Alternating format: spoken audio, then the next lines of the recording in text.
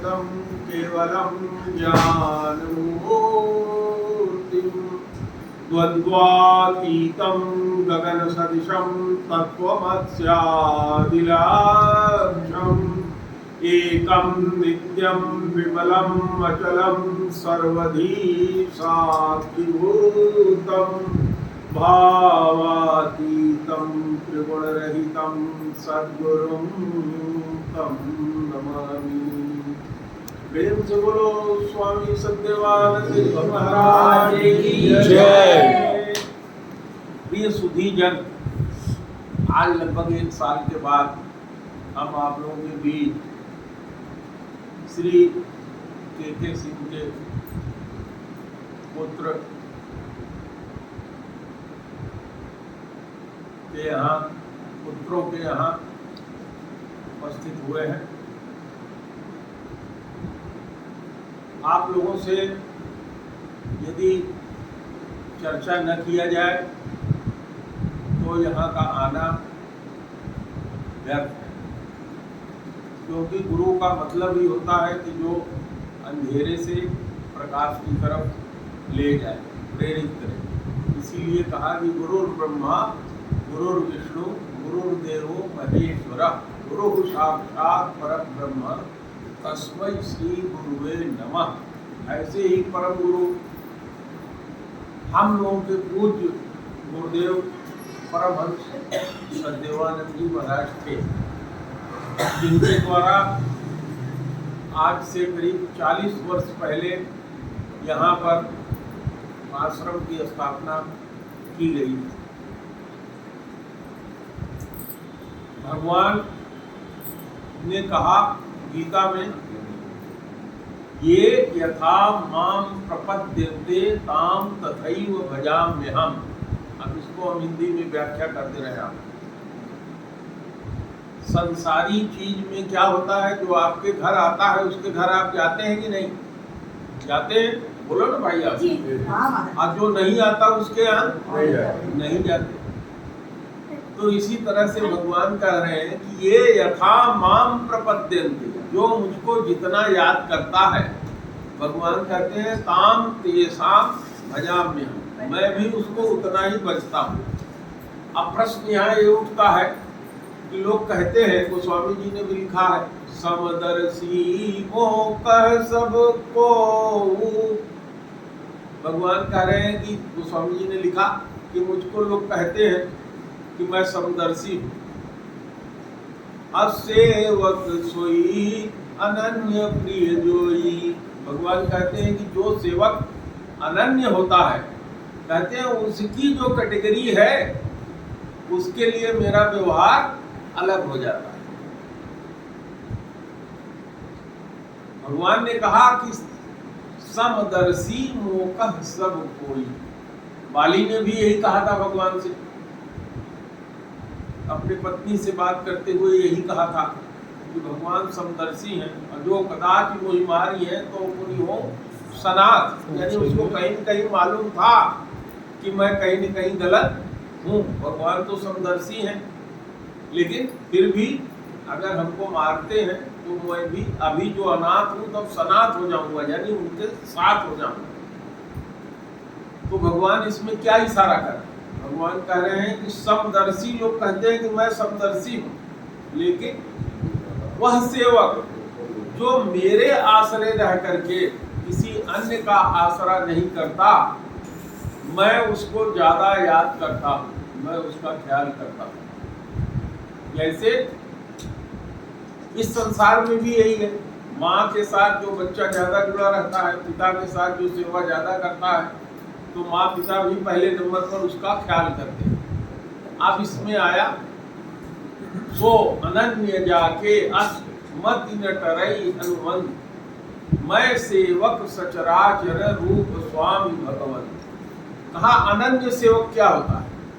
कहा जैसे एक छोटा बच्चा है, बच्चा पैदा हुआ, 2 दिन का बच्चा है, तो उसको भूख लगेगी तो मांगता है कि अम्मा हमको दूध पिलाओ। बोलो मांगता है?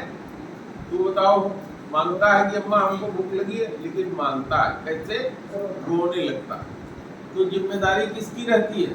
जो अम्मा रहती है उसकी पेट होती है, वो खा गया होगा, 2 घंटे का हो गया, भूखा हो गया होगा। अच्छा, नहीं भूख लगी है तो क्या किया होगा? टट्टी किया होगा, पेशाब किया होगा, गीला हो गया होगा। तो इसी तरह से जैसे माँ अपने बच्चे का पूरा ख्याल रखती है, इसी तरह से भगवान अपने उस सेवक का जो भगवान के भरोसे रहता है, जिसको अन्य कोई नहीं है, अनन्य है, जो कहता है भगवान से कि तू दही हो तो हम खा, न दही हो तो हम भूखे, अन्य किसी के पास नहीं जाएंगे। हम गुरुदेव की उपासना करते हैं, गुरुदेव हमको राखेंगे, बसाएंगे तो हम बसेंगे, उजाड़ेंगे तो उजड़ेंगे, लेकिन हम और कोई देवी देवता के पास नहीं जाएंगे कि हनुमान जी के पास जाए, राम जी के पास जाए, फलाने के पास जाए, ठिकाने के पास जाए। 10 फुड्डी लोग जाते हैं, चलो फलाने देवी के यहाँ चलो, फलाने देवी के यहाँ चलो, फलाने देवता के यहाँ चलो। तो ये अनन्यता नहीं। अनन्यता क्या होती है कि अगर हम अपने गुरुदेव के सहारे हैं तो हमको अच्छा तो बुरा तो जैसा गुरुदेव देंगे वही मेरे भगवान है। गुरुर् ब्रह्मा गुरुर्विष्णु गुरुर्देवो महेश्वरा गुरु साक्षात परब्रह्म तस्मै श्री गुरुवे नमः। अब सौंप दिया है जीवन का सब भार तुम्हारे हाथों में। किसी ने बहुत सुंदर ये भजन कहा। तो इसका मतलब क्या होता है? सब जीवन का भार जिसको आप पूजते हो, जिसके आप अनन्य भक्त हो, उसी के सेवा में डाल दो। बार बार उसको सोचो नहीं कि इनके में शक्ति कम है, उनके में शक्ति ज्यादा है, यहाँ जाएंगे तो अच्छा हो जाएगा, यहाँ गुरु जी को छोड़ दें तो इससे अच्छा हमको और किसी देवी देवता का फल मिल जाएगा। तो वो अनन्य नहीं हुआ। सो अनन्य जाके अस मति न टरई अनुमन। क्या मति न टरे? जो हमने आपको बताया, उसकी मति यही है कि जिसके सहारे हम हैं। जैसे वो छोटा बच्चा माँ के सहारे है और माँ के सहारे ही रहता है, लेकिन जब वो बच्चा 1 साल का हो जाता है तो माँ उसको क्या सिखाती है? शौचाना, पेशाब करो ऐसे, लैट्रिन जाओ ऐसे, धुलो इसको इस तरीके से सिखाती है। धीरे धीरे वही बच्चा जब बड़ा हो जाता है तो माँ का प्रीत उससे क्या हो जाता है? कम हो जाता है, ध्यान हट जाता है। क्यों हट जाता है? क्योंकि अब ये अपना काम अपना अच्छा भला समझने लगा और अपना काम स्वयं करने लगा। और जब बेटा और बड़ा हो जाता है, उसकी शादी विवाह हो जाता है, तब माँ का ध्यान और हट जाता है कि अब इसको देखने वाला कोई एक और आ गया। अब ये सर्वसमर्थ हो गया, अपना अच्छा भला संसार में चलने लायक हो गया। तो इसी तरह से भगवान अपने उस भक्त का जो भगवान पर आश्रित होता है, उसका अच्छा भला जितना भी ठीक है सब उसको ठीक ही करते हैं। लेकिन जो अनन्यता नहीं रखता, जैसे वो छोटा बच्चा अनन्य होता है माँ के लिए, कोई अन्य नहीं है उसका, उसी तरीके से आप जिसके साथ भी रहिए उसके साथ ही रहिए। सब ये भरोसा रखिए कि जो हम कर रहे हैं वो अच्छा होगा और वो जो हमारे लिए करेंगे वो अच्छा होगा। तब तक अनन्यता है। अब मैं आपको समझाने के लिए बता दूं, एक ऋषि थे, कहीं जा रहे थे, उनको दर्शन हुआ कि भगवान राधा और कृष्ण जो है फला जगह मिलेगी। जब वो आगे के लिए बढ़े तो हम जैसे बाल रख रहे हैं इसी तरह से उन्होंने बाल रखा था। उनके बाल झाड़ी में फंस गए।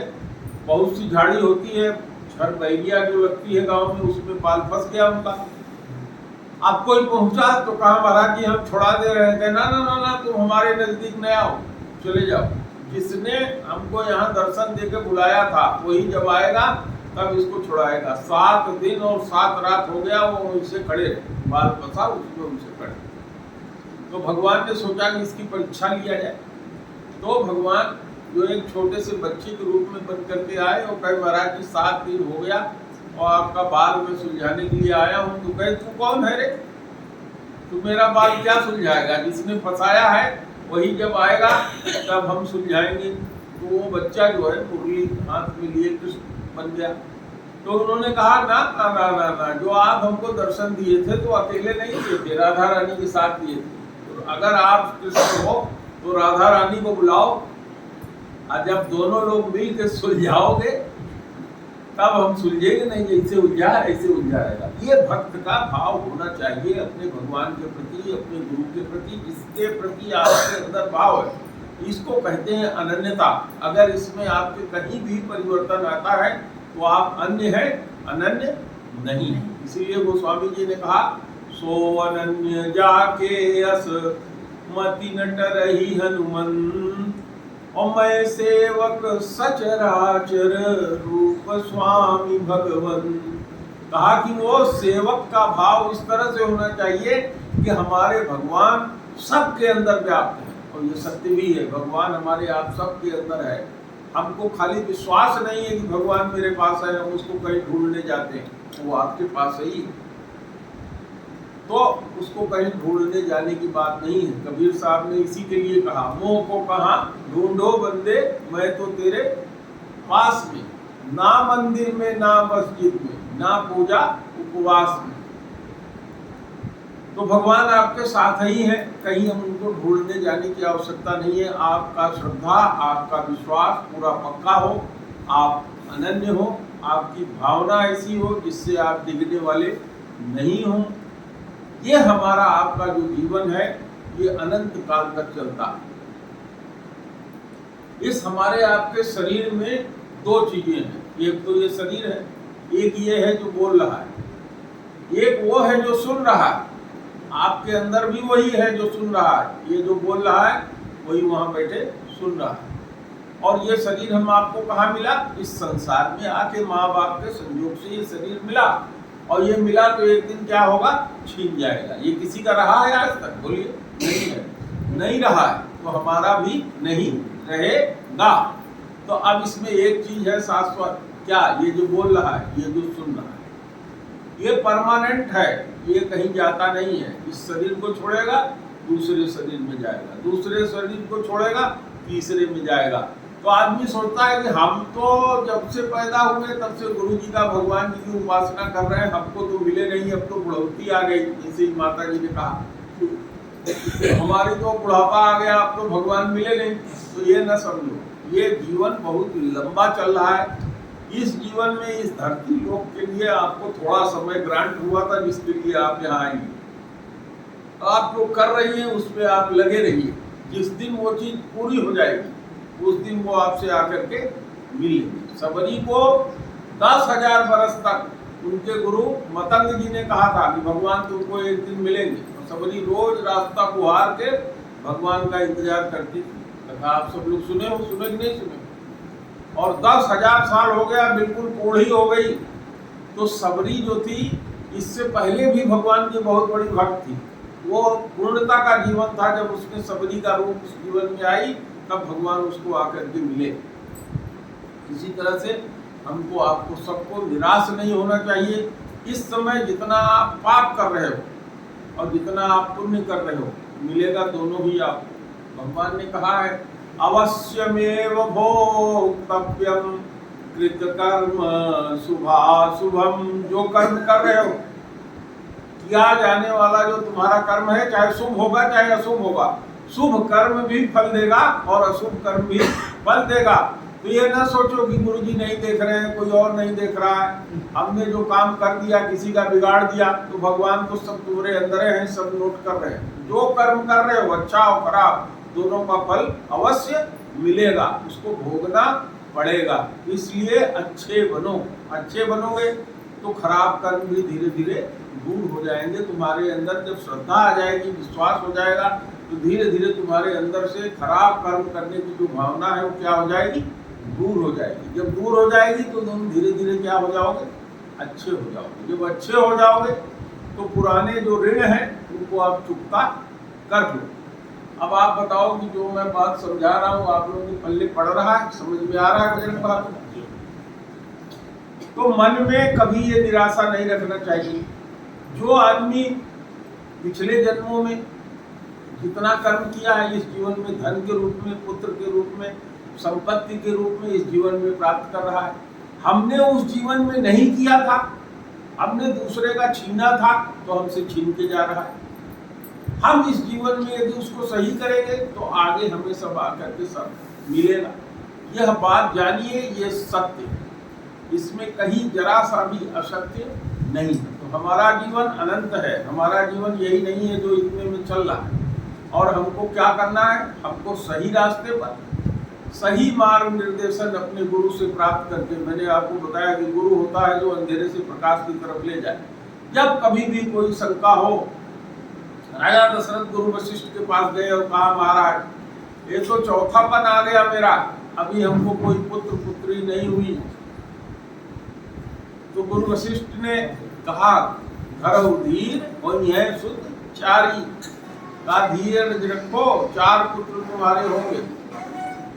तब अब जिम्मेदारी गुरु की हो गई। राजा दशरथ भी ये जानते थे कि श्रवण कुमार के बाप ने हमको श्राप दिया है। क्या श्राप दिया है कि जैसे हम मर रहे हैं ऐसे तुम भी अपने पुत्र के वियोग में मरोगे। ये तो सुनिश्चित है कि पुत्र होगा, लेकिन अब चौथापन आ गया है, अभी पुत्र नहीं हुआ। तो वशिष्ठ जी ने क्या किया, वशिष्ठ जी उनके गुरु थे। सिंही ऋषि वशिष्ठ बुलावा, पुत्र हेतु सब यज्ञ करावा। वशिष्ठ जी ने जो आवश्यक था वो कार्यवाही करा करके यज्ञ कराया और उनके मन की मनोवांछित इच्छा पूर्ण हुई। तो आप सब लोग इस बात से निराश न हो कि भगवान हम गुरु जी के साथ हैं और कोई आदमी जो है ज्यादा पा रहा है, कोई आदमी कम पा रहा है। न कोई ज्यादा पा रहा है न कम पा रहा है। जो जिसने जैसा कर्म किया है, शुभ और अशुभ, अपने कर्म के अनुसार वो उस चीज का फल पा रहा है। तो अब आज इतना ही, 11:15 होने जा रहा है। आप सब लोग एक बार गुरुदेव का जयकारा लगाइए, प्रेम से बोलो गुरुदेव जय। जय सीताराम।